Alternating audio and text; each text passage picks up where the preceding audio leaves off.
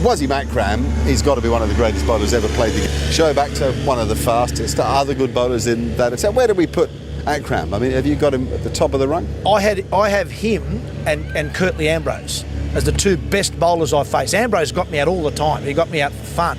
But Wasim Akram, I had some success against him, but I remember playing him at times when the ball started to swing a lot. You actually had to play him like you're playing French cricket, because the ball would swing that late. You'd play with a very abbreviated backlift and just bunt him around. And Alan Border and I put together a partnership in the MCG once, and we were seriously playing without a backlift. We just bunt him for ones and change the strike around, because he could swing the old ball more than he could swing the new.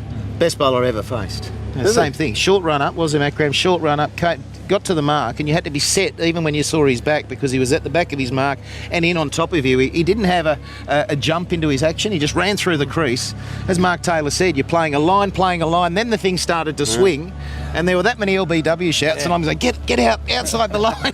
And I got runs against him occasionally, but he got me out so many times. Where did the bowling fraternity put him?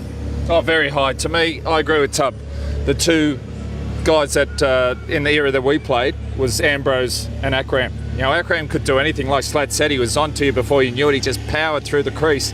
But the funny thing was, his back foot when he landed, most people point forward or sideways. Akram's back foot pointed at the sight screen behind him. How he did it, or his left, how he did it, I don't know. But it was just incredible, and he could move the ball both ways. I don't think there's been a guy that's sort of done more with the ball. He had a very short delivery stride, didn't he? With that foot, very short delivery stride, and very fast arm, perfect wrist, and he could angle his wrist, cant the seam any way he chose, old and new ball.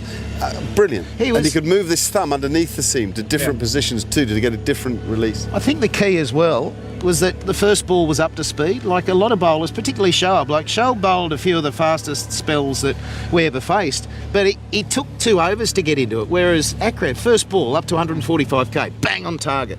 And so often you need that over or two to get into things. He never gave you it. And plus also, you had to be ready at the top of his mark, because he was just so quick through his run up and bowled it. And he was on to you before you knew it.